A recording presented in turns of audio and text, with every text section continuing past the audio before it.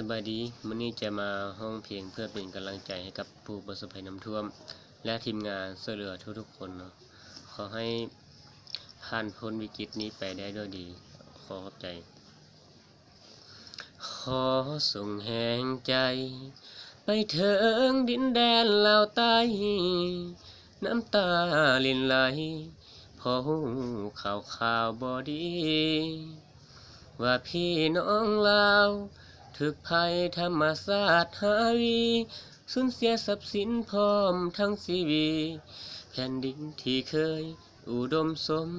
บูรณ์อัตตปือลือน้ำเพียงข้ามคืนกลายเป็นทะเลสุดสงสารหัวใจสิเพคิดฮอดเดพี่น้องทั้งหลายสิอยู่จังใดสิกินจังใดทรัพย์สินสูญหายน้ำท่วมมาเสียทั้งหัวควายชีวิตสูญหายหลายเหลือขนาดขอบูชาวอนสิ่งศักดิ์สิทธิ์ช่วยเนรมิตโปรดชีวิตผู้คนทั้งหลายให้มีพลังต่อสู้กับภัยโศกหาย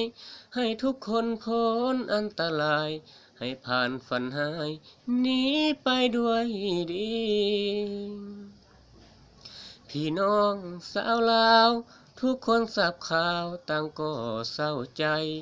ขอกรมกราบวิงวอนพงภัยสิ่งศักดิ์สิทธิ์ขอจงคุ้มครองให้น้ำลดลงส่งคืนยังแผ่นดินทองกับทีมช่วยเหลือพร้อมทั้งพี่น้องขอจงปกป้องปลอดภัยทุกคน